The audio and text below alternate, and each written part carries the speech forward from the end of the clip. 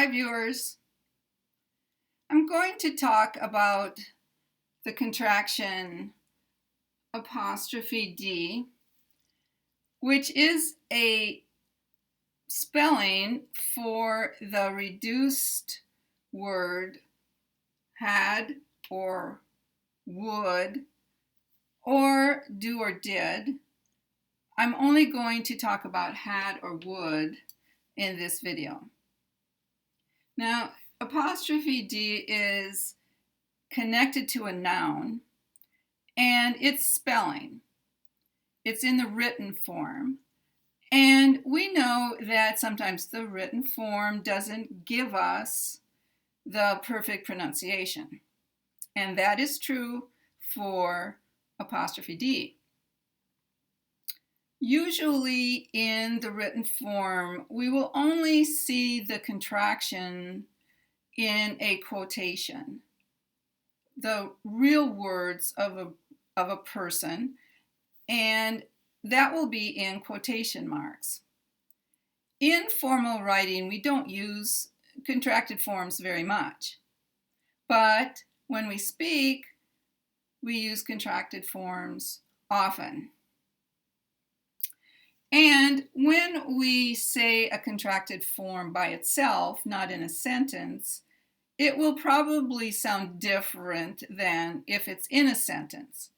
And often in classrooms, contracted forms are spoken individually, not in a sentence. But in normal conversation, many nouns will have the contracted apostrophe D. I'm going to say these pronouns that have apostrophe D and listen carefully. I'd, you'd, he'd, she'd, it'd, we'd, they'd. You can hear a complete D. Also, you'll notice here that it'd is different. It has a little vowel, the schwa, before the D. And that's because it's the only one in this row that ends in a consonant. The others end in a vowel. And when something ends in a consonant, a noun ends in a consonant, we will put id.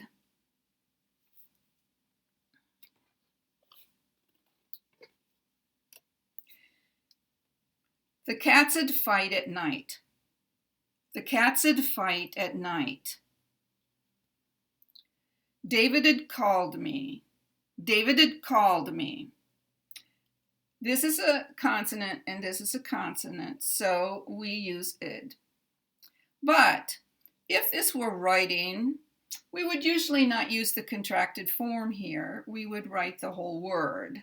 We would not have C-A-T-S apostrophe D. You won't see that in writing.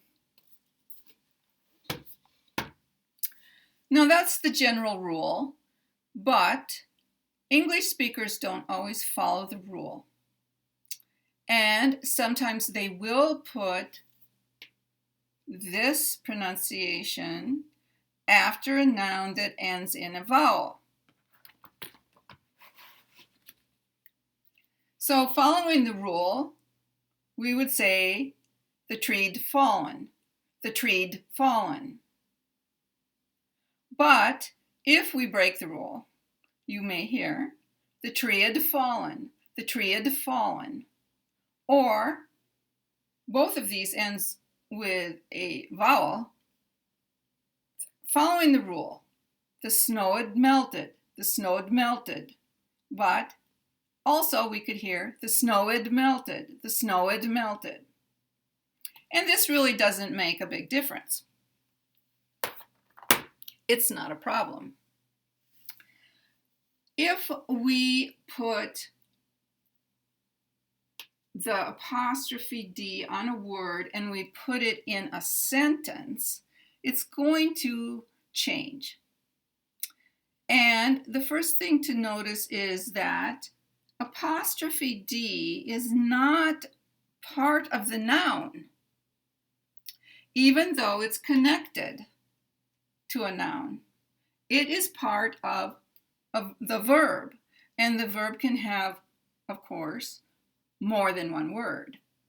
And had and would are the first word in these verbs. So we have to think of this apostrophe D as being in the verb phrase. In a verb phrase, as in all English sentences, we have stressed and unstressed words. And in a verb, we have the main stress on the main verb only. The other parts of the verb phrase are called auxiliaries, and had and would are auxiliaries, and they are unstressed. And that is why we can contract them, because an unstressed word like would or had is shorter, quieter, and can have a reduced vowel. The main verb must stay stressed and be longer, louder, and not reduce the vowel. In the words had and would, the D is not a full D. When you think of the sound D, you can think of it in two parts. The first part is your tongue goes up to block air coming out. And that air is kept in the mouth, held in the mouth. And then the second part, that air is let out. But in the contracted apostrophe D, or in this sound, we do not release the second part in the D. We release it in the next word. So when I say a contracted had or would, I will do the first part.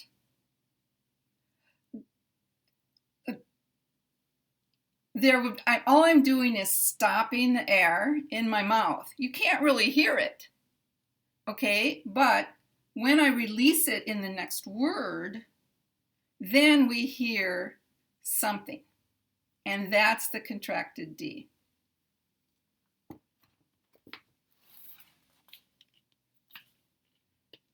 So in these sentences, the reason that you might want to improve your pronunciation of apostrophe D is because if you don't, your speech will sound what we call choppy,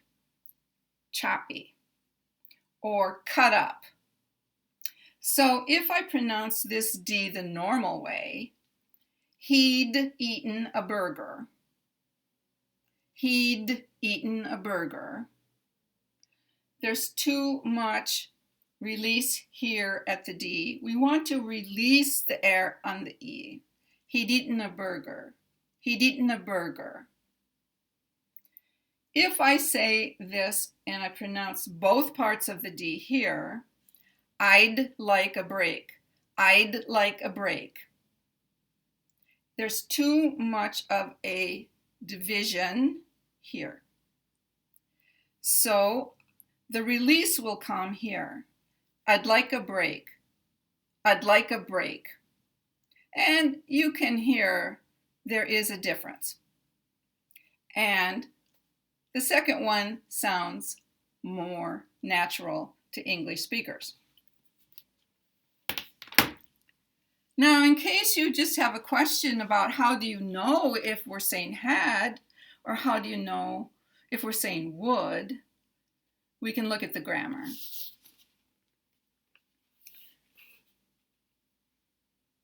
So here, she'd spoken often. This is had. And we know it's had because it's followed by the main verb in the past participle form. She'd spoken often. She'd spoken often.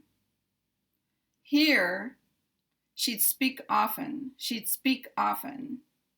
We know this is would because it's followed by the basic main verb.